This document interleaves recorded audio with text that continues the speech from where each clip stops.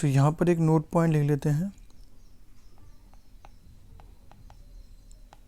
Note.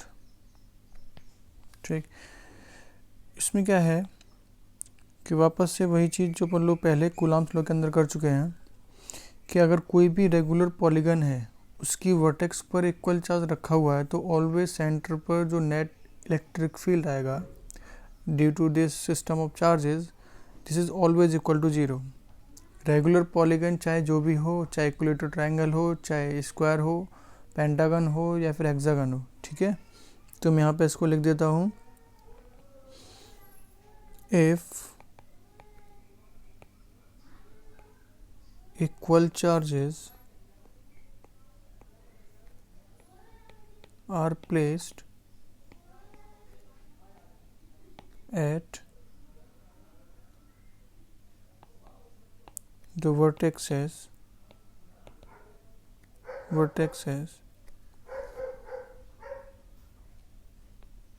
of regular polygon, then the net electric field at the center of polygon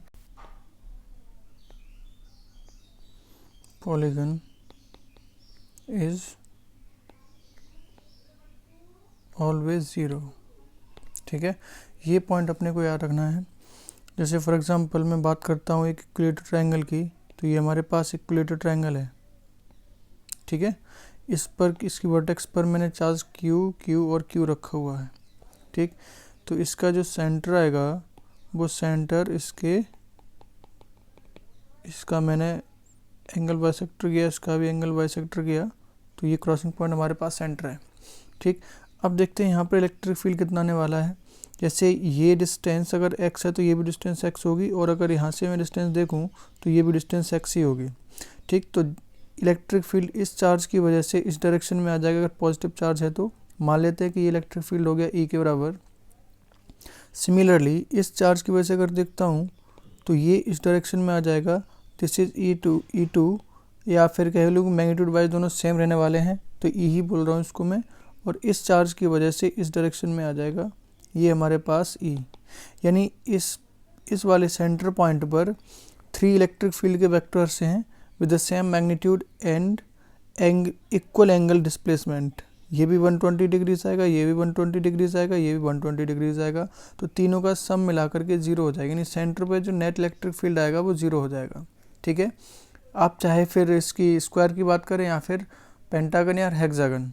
ठीक है, ये सारे किसी भी रेगुलर पॉलीगन के लिए वैलिड है।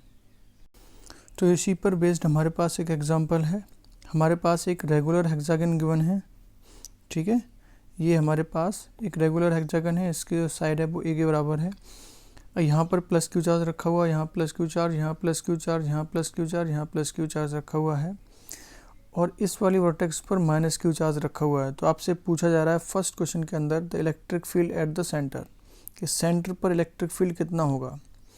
तो वापस से अगर सेंटर में इसका बनाता हूँ तो कहीं यहाँ पर इसका सेंटर आएगा।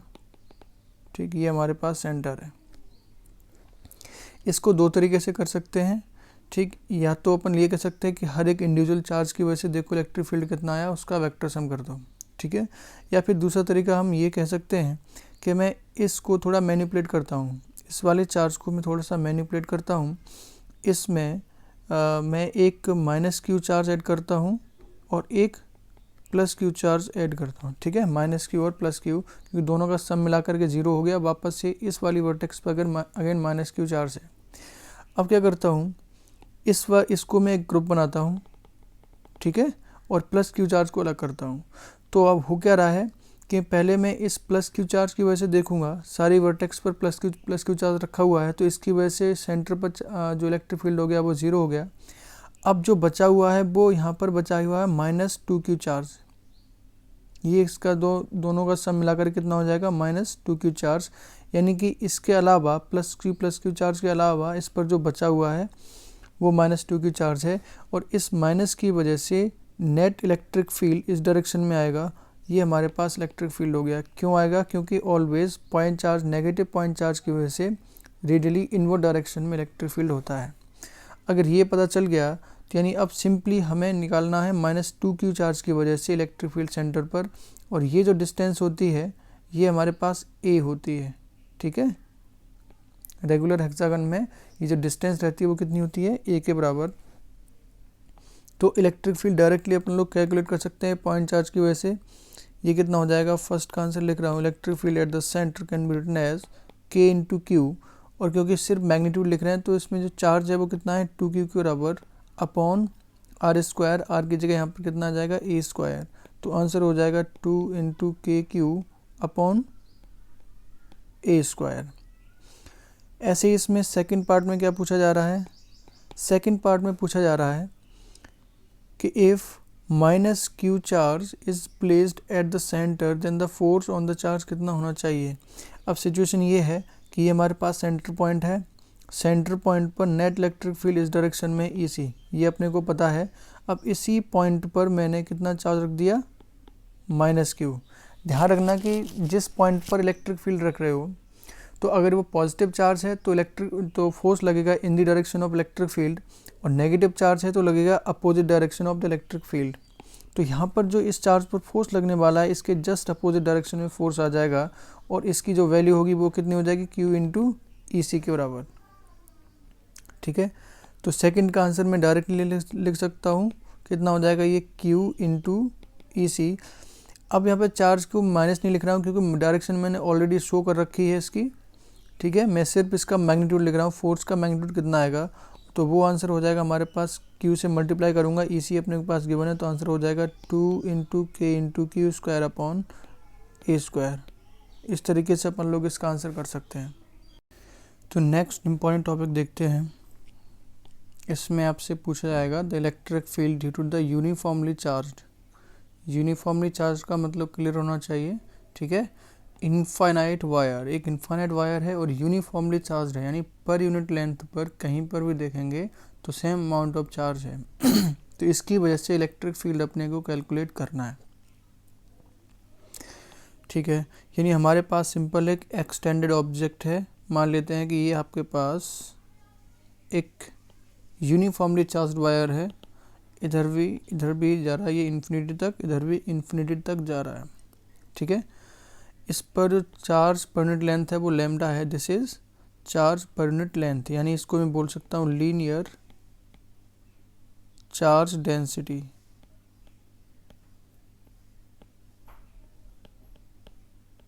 लीनियर चार्ज डेंसिटी, ठीक है, प्लस लैम्डा है, यानी कि पॉजिटिव चार्ज है पूरे वायर पर। मान लेते हैं दिस इज द पॉइंट, इस P पॉइंट पर अपने को इस वायर की वजह से इलेक्ट्रिक फील्ड फाइंड आउट करना है कितना होना चाहिए, और ये इसकी जो परपेंडिकुलर डिस्टेंस है, for example this is R के बराबर है, ये हमारे पास कैपिटल R के बराबर है। अब कैसे करेंगे, क्योंकि ये एक्सटेंडेड ऑब्जेक्ट है, यहाँ पर अपने को एक एलिमेंट कंसीडर करना पड़ेगा।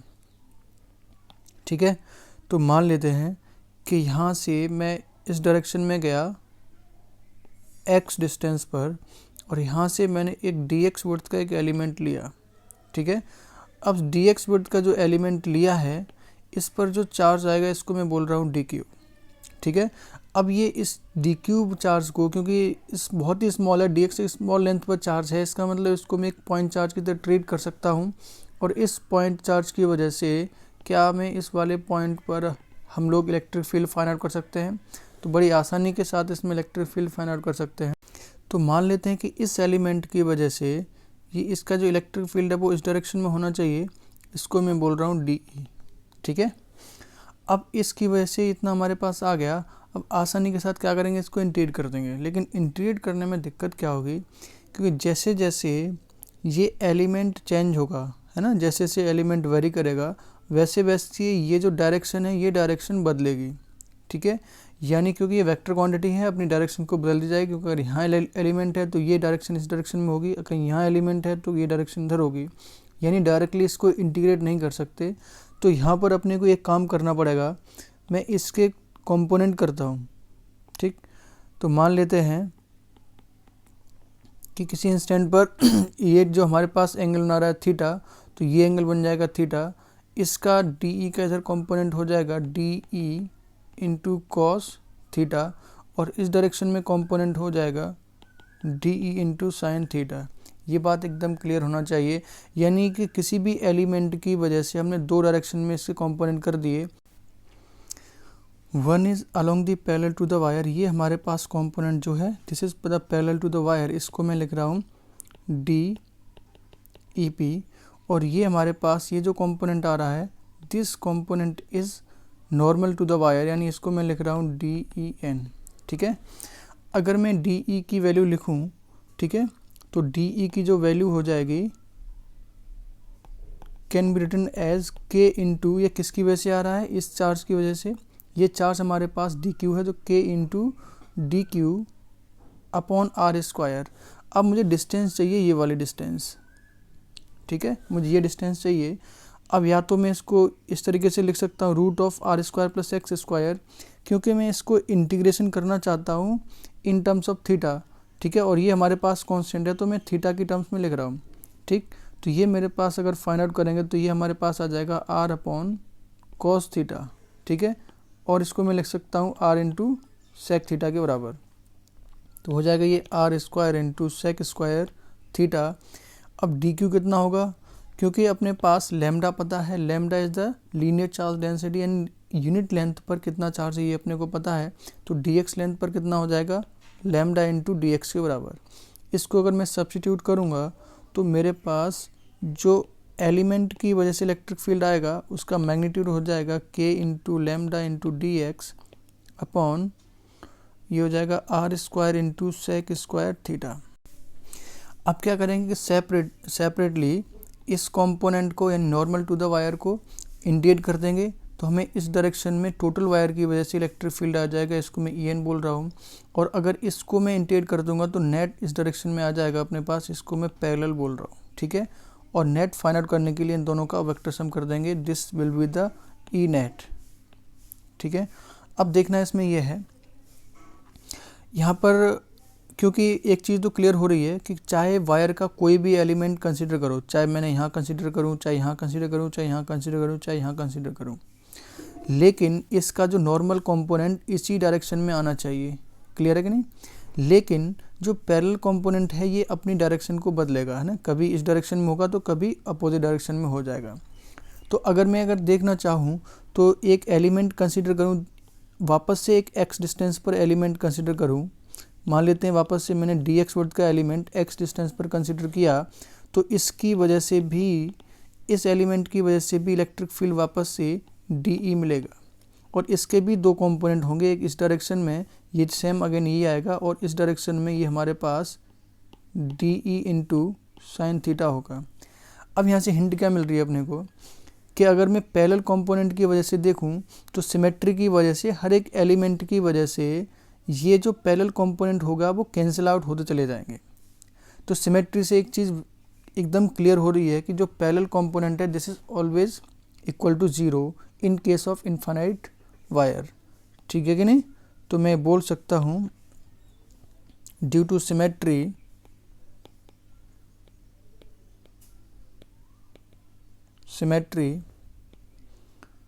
The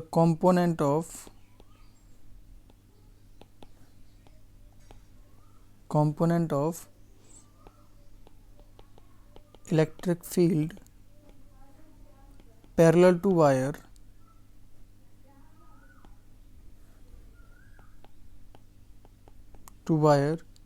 will be zero. क्यों आएगा ये, सिमेट्री से आ जाएगा। यानी मेरे पास इसको मैं अगर मैथमेटिकली लिखना है तो सिंपली मुझे इसको इंटीग्रेट करना था कंप्लीट वायर के लिए, और आपको दिख रहा है कि इसका इंटीग्रेशन ज़ीरो ही आएगा, ठीक है। अब बात करते हैं हमारे पास मेन कंपोनेंट नॉर्मल, क्योंकि ये तो लगातार हर एक एलिमेंट के लिए ऐड ही होना है, या सब्ट्रैक्ट नहीं होना है, तो सिंपली यहाँ पर निकालूंगा नॉर्मल कंपोनेंट,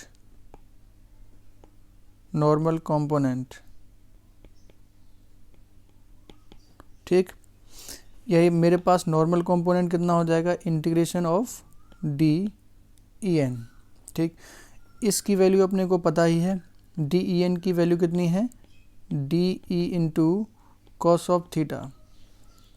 ठीक, अब डी ई की वैल्यू अपने को पता है, ये कितना है, K into lambda into D x upon are square into sec square theta into cos of theta. ठीक, ये हमारे पास इतना आ गया, ये हमारे पास ई एन होगा, सॉरी ई एन की वैल्यू आ जाएगी।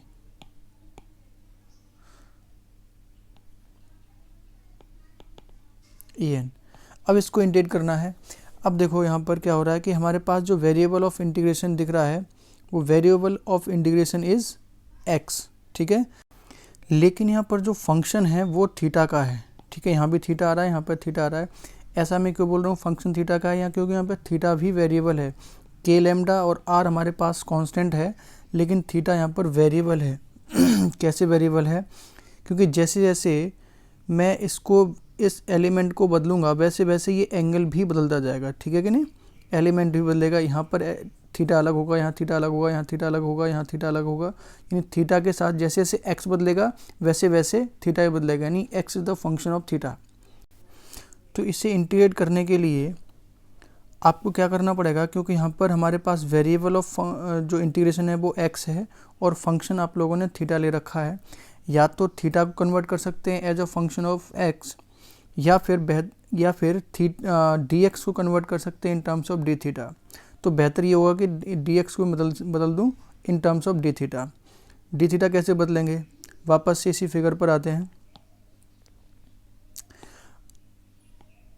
अगर मैं यहाँ से देखूँ, इस वाले ट्रायंगल में देखते हैं। ठीक है, हमारे पास ये जो ट्रायंगल है, ठीक, इस ट्रायंगल में देखते हैं। इस एलिमेंट के बारे में बात कर रहे थे, this is the angle theta, ये हमारे पास एंगल थीटा है। अगर यहाँ से मैं टेन थीटा लिखूँ, टेन थीटा, तो इसको मैं लिख सकता हूँ एक्स अपॉन आर के बराबर। ठीक है, यानी एक्स अपने पास आ जाएगा आर इंटू टेन थीटा। लिख सकते हैं कि नहीं, क्योंकि मुझे यहाँ से कन्वर्ट करना था तो मैंने यहाँ पर फंक्शन निकाल लिया X as a function of theta. अगर इसको मैं डिफ्रेंशिएट कर दूंगा तो डी एक्स अपने को मिलेगा आर इंटू टेन थीटा का जो डिफ्रेंशिएशन आ जाएगा वो हो जाएगा sec square theta into D theta. तो इसको मैं सब्स्टिट्यूट कर सकता हूँ, इस डी एक्स को उठा करके मैं क्या ले सकता हूँ, R into sec square theta into D theta. तो यह आ जाएगा अपने पास के लेमडा वाई आर, हमारे पास कांस्टेंट है, तो के लेमडा वाई आर इस स्क्वायर को मैं बाहर कर देता हूँ और ये बचेगा अपने पास डी एक्स की जगह लिख रहा हूँ मैं R into sec square theta into D theta into cos theta already था ही अपॉन सेक स्क्वायर थीटा। ठीक, सेक स्क्वायर थीटा से सेक स्क्वायर थीटा कैंसिल हो गया, एक आर से एक आर कैंसिल हो गया, तो इसके अंदर क्या बचेगा, इसमें K lambda upon R integration of cos theta into D theta.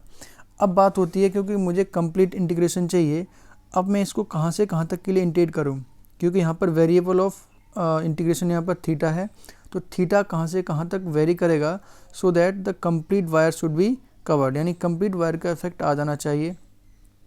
ठीक है, तो मैं इसको माइनस इन्फिनिटी से लेकर के प्लस इन्फिनिटी तक जा रहा हूँ मैं।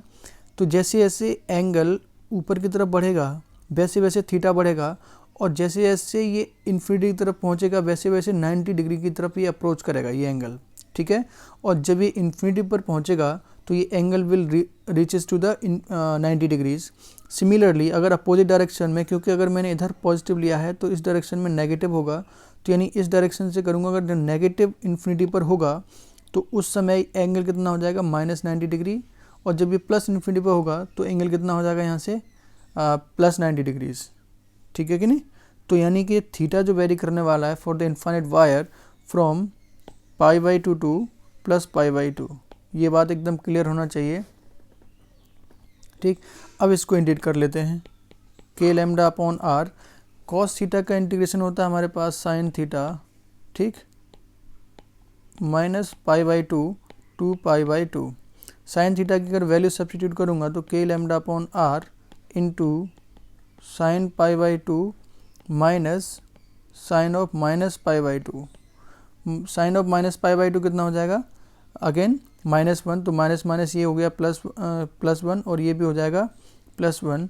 तो इसका आंसर आ जाएगा, क्योंकि ये 1 हो गया, ये 1 2 हो गया, तो 2k लैम्डा अपॉन आर। ठीक है, ये हमारे पास आंसर आ गया नेट इलेक्ट्रिक फील्ड। ठीक है, कंपोनेंट नॉर्मल कंपोनेंट आ गया। ठीक, अब यानी मेरे पास अगर देखूँ कि ईपी तो 0 है, यानी पैरेलल कंपोनेंट तो 0 है, सिर्फ ये आ रहा है। तो इसको समराइज़ करने के लिए मैं यहाँ पे बना देता हूँ, अगर कोई इन्फिनिटी वायर है, इधर भी -इन्फिनिटी से +इन्फिनिटी की तरफ वायर जा रहा है, कोई पॉइंट पी लिया, तो इसकी वजह से ऑलवेज परपेंडिकुलर डायरेक्शन में इलेक्ट्रिक फील्ड आएगा, और इस इलेक्ट्रिक फील्ड की जो वैल्यू आएगी वो कितनी आ जाएगी, 2k लैम्डा अपॉन आर के बराबर। ये हमें हमेशा के लिए याद रखना होगा। ठीक है ना, इंपॉर्टेंट रिलेशन है कि जो इन्फाइनाइट वायर की वजह से कितना आने वाला है। और अगर ये लैम्डा नेगेटिव होता तो लैम्डा नेगेटिव करने पर ये माइनस डायरेक्शन में आ जाता। ठीक है ना, इसके जस्ट अपोजिट डायरेक्शन में आ जाएगा, यानी टुवर्ड्स द वायर, और अगर पॉजिटिव है तो अवे फ्रॉम द वायर। इस तरीके से अपन लोग इसको देख सकते हैं। नेक्स्ट टॉपिक है हमारे पास electric field due to uniformly charge. Again से जो हमारे पास चार्जिंग है वो कैसी है, यूनिफॉर्मली चार्ज है। फाइनाइट वायर, अब इनफाइनाइट ना होकर के फाइनाइट वायर है, यानी जिसकी एंड अपने को पता है। इनफाइनाइट का मतलब एंड्स अपने को नहीं पता थे कहाँ पर हैं, लेकिन यहाँ पर एंड पता है कहाँ पर है। ठीक है, नहीं फाइनाइट वायर की वजह से अपन लोग देखने वाले हैं, ये इंपॉर्टेंट है अपने पास। ठीक, क्योंकि इससे सारे रिलेशन अपन लोग डिराइव कर सकते हैं। ठीक है, अगर कुछ ही भूल भी जाते हैं तो आसानी के साथ इससे डिराइव कर सकते हैं। तो वापस अपन लोग कंसीडर करते हैं एक वायर, एक फाइनाइट वायर मैंने कंसीडर किया। ठीक है, एक एंड हमारे पास ये है ए और दूसरा एंड हमारे पास बी एंड। ठीक, ये फिक्स है हमारे पास। इस पर जो चार्ज डेंसिटी है वो प्लस लैम्डा के बराबर है। ठीक है, पॉजिटिवली चार्ज है ये। अगेन एक पॉइंट लेते हैं यहाँ से आर डिस्टेंस पर, मान लेते हैं ये हमारे पास एक आर डिस्टेंस पर पॉइंट पी लिया। इस पॉइंट पर फाइंड आउट करना है कि नेट इलेक्ट्रिक फील्ड कितना होगा। ठीक है, एक जनरल हम अपन लोग ले रहे हैं इसलिए मैंने असिमेट्रिक लिया है। अगर सिमेट्रिक होता तो वापस से पैरेलल कंपोनेंट 0 हो जाता है ना, लेकिन अगर पॉइंट ये यहाँ भी हो सकता है, यहाँ भी हो सकता है, यहाँ भी हो सकता है, कहीं भी हो सकता है ना, वैसे वैसे ही चीज़ें बदलेंगी। ठीक, तो एक जनरल पॉइंट के लिए मैंने यहाँ पर कंसिडर कर लिया है, इसकी वजह से कितना आने वाला है। ठीक, तो वापस से मैं क्या काम करूँगा, वही कि मान लेते हैं यहाँ से इस वाले पॉइंट से, ये हमारे पास पॉइंट है, ये डिस्टेंस अपन लोगों ने आर ले रखी है, यहाँ से एक एक्स डिस्टेंस पर गए। ठीक, ये हमारे पास एक्स डिस्टेंस है यहाँ से इस वाले पॉइंट से, और एक डी एक्स वर्थ का अगेन एक एलिमेंट कंसिडर किया। डी एक्स वर्थ का अगर एक एलिमेंट कंसिडर करेंगे, ठीक, तो वापस से मान लेते हैं कि ये एंगल आपके पास कितना, ये थीटा, और ये जो डिस्टेंस आ जाएगी वो हो जाएगी आर सेक थीटा के बराबर। ठीक है कि नहीं, तो इसकी वजह से कितना इलेक्ट्रिक फील्ड आ जाएगा वे बता सकते हैं। यहाँ से इस डायरेक्शन में मान लेते हैं कि ये हमारे पास इलेक्ट्रिक फील्ड आ गया इस एलिमेंट की वजह से डी ई। तो वापस से क्योंकि जैसे जैसे एलिमेंट बदलेगा वैसे वैसे ये डायरेक्शन बदलेगा, तो इसलिए मैं वापस से इसके कंपोनेंट करता हूँ। अगर ये थीटा है तो ये एंगल भी थीटा हो जाएगा, इसका इस डायरेक्शन में कंपोनेंट आ जाएगा D E into cos theta, और इस डायरेक्शन में कंपोनेंट आ जाएगा D E into sine theta. अब ध्यान रहे कि इसमें ये वाला कंपोनेंट है जो पैरेलल कंपोनेंट है, ये 0 नहीं होगा क्योंकि ये असिमेट्रिक है ना, असिमेट्रिक है। अब कैसे हो सकता है, मैं इसको शो करता हूँ। जैसे मान लेते हैं कि इस वाले पॉइंट से ये डिस्टेंस फॉर एग्जांपल कोई वाई डिस्टेंस है, ठीक है ना, तो यहाँ से अगर वाई डिस्टेंस पर जाऊँगा तो यहाँ से यहाँ तक का जो वायर आएगा, इस वायर की वजह से तो न्यूट्रलाइज कर देगा इस वाले कंपोनेंट को, लेकिन आगे वाला जितना वायर जाएगा उसकी वजह से कुछ ना कुछ इधर आने वाला है। ठीक है, ये कंपोनेंट आएगा ही आएगा। इसका मतलब मैं बोल सकता हूँ कि यहाँ पर क्योंकि ये असिमेट्रिक है, तो असिमेट्रिक होने की वजह से ये हमारे पास 0 नहीं आएगा, यहाँ पर इसको कैलकुलेट करना पड़ेगा। ठीक है, वापस से इसको करेंगे इन टर्म्स ऑफ थीटा। तो सबसे पहले मैं यहाँ पर डी ई का कंपोनेंट कैलकुलेट करता हूँ। तो कंपोनेंट डी ई क्या हो जाएगा, यहाँ पर इस एलिमेंट की वजह से आ रहा है, ये हो जाएगा हमारे पास K into D Q upon are square की जगह हो जाएगा ये are square into sec square theta. Same वही प्रोसीजर है जैसा वहाँ तक किया था। ठीक है, और इस डी क्यू को लिख सकता हूँ K into lambda into D x upon are square into sec square theta. ठीक, अब क्या करना है, इसमें मेरे पास ये कंपोनेंट आ गया। अब हमारे पास दो कंपोनेंट हैं, ये मेरे पास डी ई पी है पैरेलल कंपोनेंट और ये हमारे पास डी ई है नॉर्मल कंपोनेंट है। ठीक, तो इंडिविजुअली दोनों को कैलकुलेट करेंगे। ठीक है, तो सबसे पहले मैं नॉर्मल कंपोनेंट कैलकुलेट कर रहा हूँ। तो नॉर्मल कंपोनेंट कितना आ जाएगा इसका, नॉर्मल कंपोनेंट। ठीक है, तो ये आ जाएगा अपने पास E n can be written as integration of D E N. ठीक है, डी ई एन की जो वैल्यू है वो कितनी है यहाँ पर, डी ई कॉस थीटा, यानी integration of D E cos theta. इसकी वैल्यू को सब्स्टिट्यूट कर देते हैं डी ई की वैल्यू को, तो क्या मिलेगा अपने को, integration of K lambda into D x upon are square into sec square theta into cos theta. ठीक है, तो वापस से मैं क्या करूँगा, इस डी एक्स को इन टर्म्स ऑफ थीटा लेकर के आऊँगा। तो यहाँ से दिख रहा है कि हमारे पास एक्स जो आएगा वो कितना आ जाएगा यहाँ से आर इंटू टेन थीटा के बराबर। तो वापस से डी एक्स की जो वैल्यू आ जाएगी वो हो जाएगी R into sec square theta D theta. इसको मैं सब्स्टिट्यूट करूँगा तो ये अपने पास मिलेगा K lambda into D X की value R into sec square theta into D theta upon are square into sec square theta और वापस में मल्टीप्लिकेशन में था यहाँ पर कॉस थीटा। सेक स्क्वायर से सेक स्क्वायर कैंसिल, एक आर से एक आर कैंसिल हुआ, यानी सेम इक्वेशन मिल रही है अपने को दोनों ही केस में, क्योंकि बिल्कुल सेम सिचुएशन, वही एलिमेंट लिया है, कोई दिक्कत नहीं। बस इसमें इंटीग्रेशन की लिमिट बदलेंगी। वहाँ पर अपन लोगों ने माइनस इन्फिनिटी से प्लस इन्फिनिटी तक इंटीग्रेट किया था। ठीक है ना, यहाँ ये कहूँ कि माइनस पाई बाई टू से प्लस पाई बाई टू, यहाँ पर लिमिट बदल जाएगी। तो ये मैं इसमें जो कॉमन है, जो कांस्टेंट है, उसको मैं बाहर ले रहा हूँ। तो कांस्टेंट यहाँ पर कितना है, के लैम्डा अपॉन आर और integration of cos theta D theta बचा। अब थीटा की लिमिट्स देखनी कितनी आएगी। ठीक है, तो मान लेते हैं कि ये वाले एंड जो है हमारे पास, ये जो एंगल बना रहा है दिस एंगल इज थीटा 2, और ये वाला जो एंड है और ये एंगल यहाँ से बना रहा है थीटा 1। ठीक है, तो इस डायरेक्शन को मैं पॉजिटिव ले रहा हूँ, तो ये वाली नेगेटिव है। तो यानी इंटीग्रेशन कहाँ से कहाँ तक आएगा, माइनस थीटा 2 से लेकर के प्लस थीटा 1 तक। ठीक है, तो इन टर्म्स ऑफ थीटा 1 थीटा 2 की टर्म्स में इसको इंटीग्रेट कर रहे हैं। तो limit minus theta 2 to theta 1, इसको इंटीग्रेट करते हैं तो आ जाएगा के लैम्डा अपॉन आर। इसमें इंटीग्रेशन हो जाएगा कॉस थीटा का, हो जाएगा ये sine theta minus theta 2 to theta 1। तो हो जाएगा ये K lambda upon are into sine theta 1 minus of sine minus theta 2। Sine minus X कितना होता है, माइनस साइन एक्स, यानी प्लस हो जाएगा ये।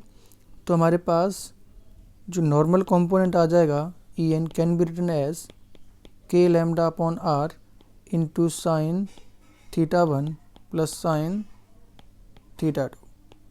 इस तरीके से अपन लोग नॉर्मल कंपोनेंट को फाइंड आउट कर सकते हैं। इस फॉर्मूला को आपको याद रखना है, ठीक है कि नहीं, ये इंपॉर्टेंट लेसन है। नॉर्मल कंपोनेंट कितना आएगा इसका, K lambda upon are into sine theta 1 plus sine theta 2। Next we need to calculate the parallel component. ठीक है, तो यहाँ पर मैं पैरेलल कंपोनेंट कैलकुलेट कर रहा हूँ इसका, पैरेलल कंपोनेंट। ठीक है, तो वापस से पैरेलल कंपोनेंट कितना हो जाएगा, E P equal to integration of D E P. ठीक, तो ये हमारे पास डी ई पी कितना है यहाँ पर, D E into sine theta, क्योंकि थीटा की टर्म्स में करना अपने को, तो वो लिमिट रहेगी इसका minus theta 2 two plus theta 1। तो डी ई की वैल्यू अगर मैं सब्स्टिट्यूट करूँगा तो वापस से मेरे पास इसमें सारे का सारा वही आ जाएगा। ठीक है ना, क्योंकि सिर्फ कॉस थीटा को बदल रहा हूँ मैं, ये चीज़ बदल रहा हूँ, कॉस थीटा की जगह साइन थीटा आ जाएगा यहाँ पर, बाकी सारी चीज़ें वही रहने वाली हैं। ठीक है, तो यहाँ पर हट करके यहाँ पर कॉस थीटा की जगह यहाँ पर साइन थीटा आ जाएगा। तो ये आप लोग कर लेना, मैं डायरेक्टली यहाँ पर लिख रहा हूँ। कितना आ जाएगा ये, integration K lambda upon R integration of sine theta D theta, और ये लिमिट हो जाएगी माइनस थीटा 2 टू थीटा 1। इसको मैं इंटीग्रेट करूँगा, K lambda upon R integration of sine theta is minus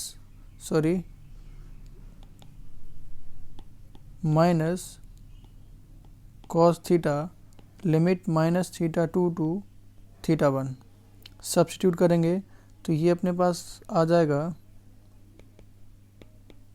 k lambda upon r into, ये हमारे पास हो जाएगा माइनस साइन मान लेते हैं, कॉमन लेते हैं बाहर, तो ये आ जाएगा cos theta 1 minus cos of minus theta 2। ठीक है, माइनस थीटा 2 रहेगा अगर आपसे पूछता हूँ, क्योंकि ये हमारे पास इवन फंक्शन होता है, तो minus of cos X is equal to cos of X होता है। तो ये हमारे पास वापस से माइनस कॉस थीटा 2 मिलेगा, और माइनस से आगे मल्टीप्लाई करूँगा तो ये अपने पास मिलेगा k lambda upon r cos theta 2 minus cos theta 1। ठीक है, ये हमारे पास पैरेलल कंपोनेंट आ गया। इन दोनों कंपोनेंट को अपने को याद रखना है, ठीक है ना, कि नॉर्मल कंपोनेंट कितना आता है और पैरेलल कंपोनेंट कितना आता है। अब इसको मैं यहाँ पर इसको समराइज़ कर देता हूँ कि हमारे पास एक कंडक्टर था, ठीक, एक P पॉइंट था, यहाँ से जो एंगल बना रहा था वो थीटा 2 था, और यहाँ से जो एंगल बना रहा है ये थीटा 1 था। तो यहाँ पर दो कंपोनेंट आते हैं। दो कंपोनेंट कौन कौन से आते हैं? एक नॉर्मल कंपोनेंट EN और ये एक पैरेलल कंपोनेंट EP।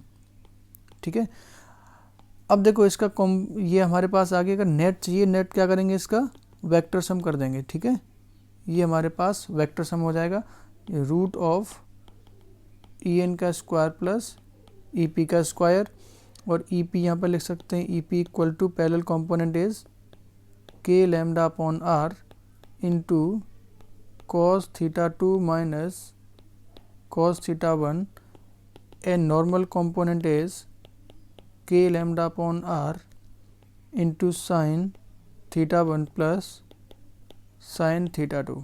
ठीक है, इस तरीके से इसको कैलकुलेट कर ले देंगे। ये दोनों फॉर्मूले अपने को पता होना चाहिए, इम्पॉर्टेंट है।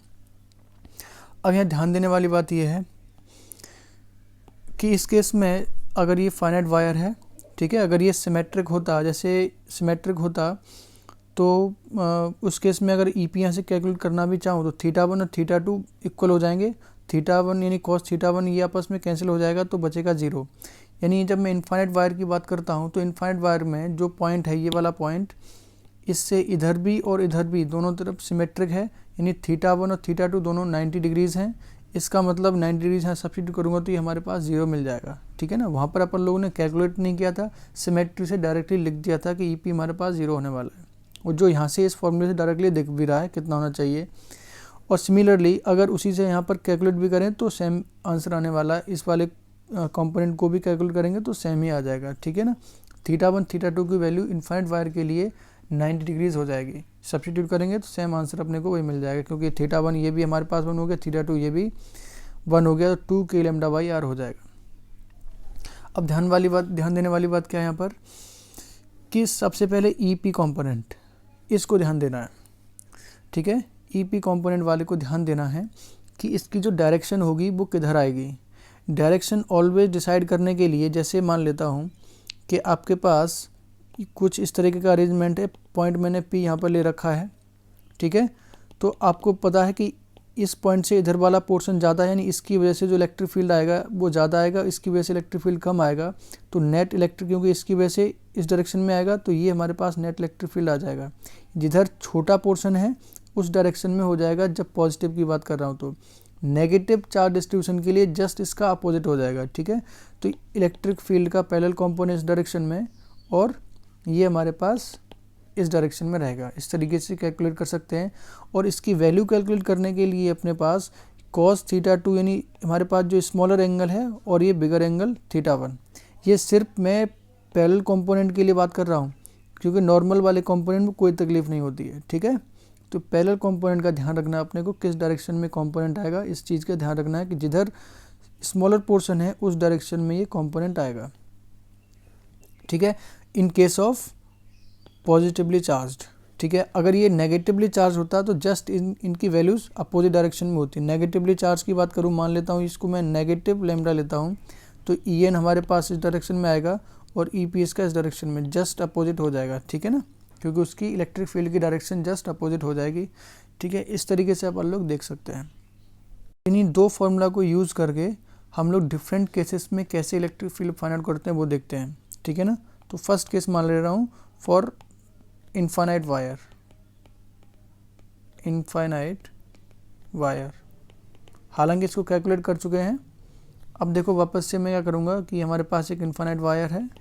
अब इसके इनफाइनाइट वायर होता है तो किसी भी पॉइंट को लेको, है ना, कोई पॉइंट आप कंसिडर करोगे, मान लेते आर डिस्टेंस पर है, ऑलवेज थीटा वन और theta two must be equal to 90 degrees. दोनों ही केस में कहीं भी आप पॉइंट ले लो इसको, ठीक है, क्योंकि इनफाइनाइट है।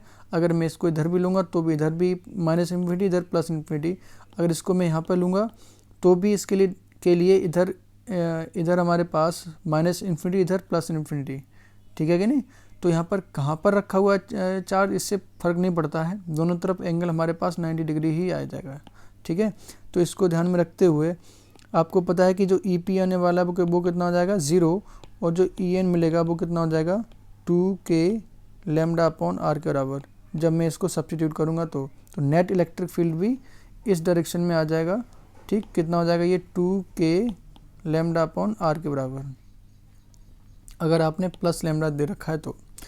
केस नंबर 2, अब मैं देखता हूँ सेमी इनफाइनाइट वायर के लिए, सेमी इनफाइनाइट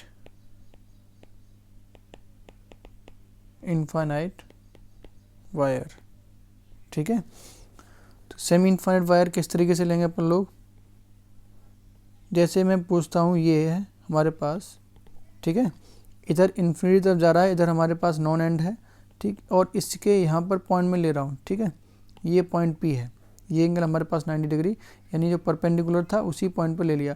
ये ऐसा भी हो सकता था कि आप लोग इसको यहाँ पर कंसिडर करो तो ये भी हमारे पास सेमी इनफाइनाइट ही रहेगा, लेकिन यहाँ पर ये नॉन होगी और ये इधर पे अननोन डिस्टेंस है। लेकिन जब भी मैं सेमी इनफाइनाइट बोलूँगा तो स्पेशली मैं इसी चीज़ की बात करूँगा कि ये वाले इस वाले एंड के परपेंडिकुलर, इस वाले पॉइंट की बात करूँगा, ठीक है कि नहीं।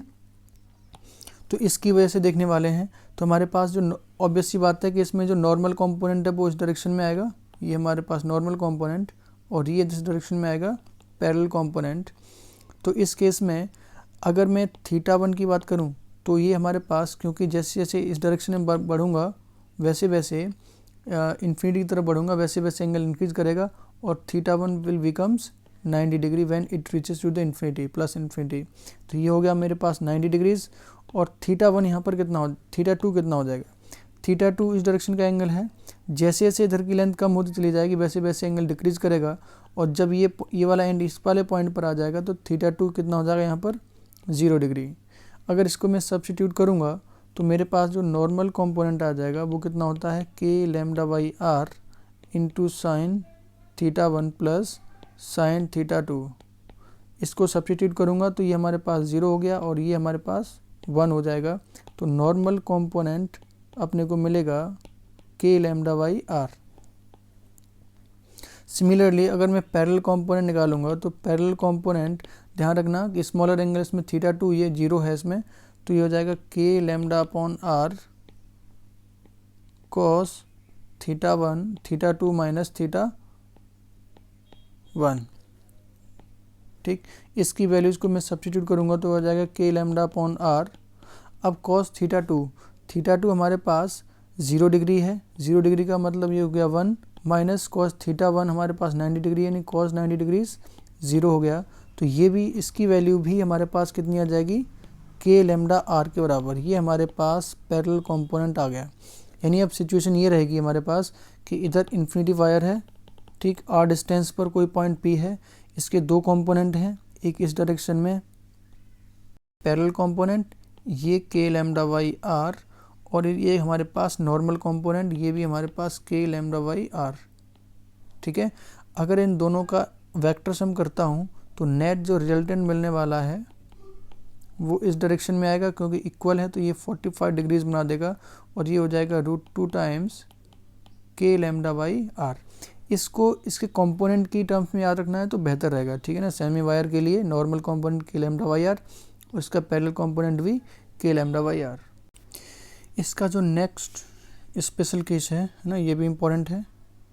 स्पेशल केस नंबर 3, इसमें क्या है कि जैसे मान लेते हैं हमारे पास एक ये फाइनाइट वायर है, ये एंड ए है और ये एंड बी, ठीक है ना। लेकिन जो पॉइंट मैंने कंसिडर किया है वो कहीं यहाँ पर है, this is the point P, ठीक है ना। तो इस टाइप के क्वेश्चन में कैसे अपन लोग, मैंने इसको एक्सटेंड कर रखा है, ठीक है, लेकिन वायर यहाँ से लेकर के यहाँ तक ए से बी तक ही है। तो इस टाइप के क्वेश्चन में क्या करना पड़ेगा, कैसे अपन लोग एंगल डिसाइड करेंगे। देखो सिंपली आपने एक्सटेंड करने के बाद यहाँ से तो ऑलवेज परपेंडिकुलर ड्रॉ करना है, ये 90 डिग्री होना चाहिए, ठीक है ना, ये परपेंडिकुलर, तो ये हमारे पास वापस से आर हो जाएगी। अब यहाँ से अगर मैं एक्सटेंड करूँगा, मान लेते हैं कि ये एंगल आपके पास वापस से θ2 और ये एंगल कंप्लीट हमारे पास θ1। तो इस टाइप के केस में कैसे फॉर्मूला अप्लाई करेंगे, तो इसको एक्सप्लेन करने के लिए पहले एक हिंट समझ लेते हैं यहाँ पर क्या है। जैसे मेरे पास ये फाइनाइट वायर है, मैं इसकी बात कर रहा हूँ, एक पॉइंट पी है, ठीक है ना, ये हमारे पास एंगल θ2 और ये एंगल यहाँ से θ1, यहीं से एंगल ऑलवेज इसी परपेंडिकुलर लाइन से ही कंसीडर करेंगे दोनों एंगल्स, ठीक है कि नहीं। अब देखो इसमें θ1 में दोनों ही केस में कोई दिक्कत नहीं है, बात करते हैं यहाँ पर θ2 की, है ना।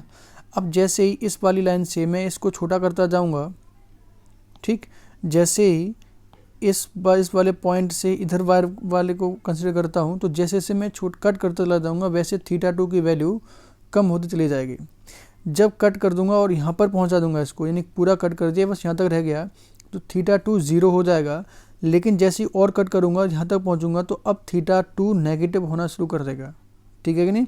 तो जब भी इस टाइप की सिचुएशन है कि एंगल कहीं यहाँ पर आ रहा है एंड यहाँ पर कहीं आ रहा है, तो जो ये θ2 है, यानी θ2 must be replaced by minus θ2, यानी जो इक्वेशन आ रही थी उसमें सिर्फ क्या कर देना है, θ2 को माइनस θ2 से रिप्लेस कर देना है, तो हमारे पास आंसर आ जाएगा, ठीक है कि नहीं। तो इस वाले केस में क्या करना है,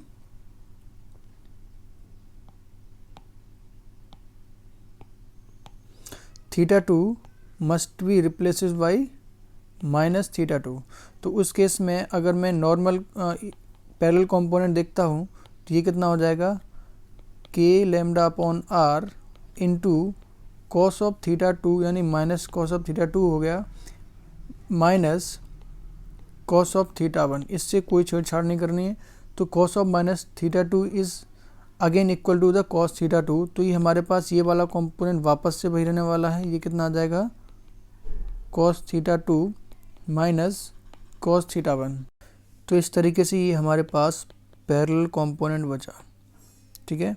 बात करते हैं नॉर्मल कंपोनेंट। नॉर्मल कंपोनेंट के लिए फॉर्मूला क्या होता है, k lambda upon r into sine θ1 plus sine θ2। अब इस इक्वेशन में θ2 को रिप्लेस करना है विद माइनस ऑफ θ2, तो जो नॉर्मल कंपोनेंट आ जाएगा वो आ जाएगा k lambda upon r into sine θ1 minus sine θ2, ठीक है। ये हमारे पास इसका नॉर्मल कंपोनेंट, ठीक। तो इस स्पेशल केस को अपने को याद रखना है, कैसे इसको हैंडल करना है, ठीक है। तो यहाँ तक था हमारे पास कंप्लीट कि किसी वायर की वजह से इनफाइनाइट या फिर सेमी इनफाइनाइट या फिर किसी फाइनाइट वायर की वजह से कितना इलेक्ट्रिक फील्ड होता है किसी पॉइंट पर, ये अपन लोगों ने देखा। इसकी अच्छे से प्रैक्टिस करनी है, ठीक है कि नहीं, अच्छे से प्रैक्टिस करनी है, वरना भूल जाते हैं। फॉर्मूला तो याद रखना ही रखना है, फॉर्मूला में कुछ भी नहीं करना है, वो एकदम फिंगर टिप्स पर पता होना चाहिए क्या होता है। साथ में इसको रिवाइज करना है बार बार, इसकी जो डेरिवेशन कैसे किया है उसको अच्छे से समझना है, ठीक है। और इसके साथ ही ये एग्जाम्पल होमवर्क में है, इसको अच्छे से ट्राई करना है। इसको नेक्स्ट लेक्चर में अपन लोग डिस्कस करेंगे। और सबसे पहली बात तो होमवर्क में क्या रहेगा, अपने पास अच्छे से रिवीजन जो मैंने आज पढ़ाया है, और उसके बाद ये एग्जाम्पल, ठीक है।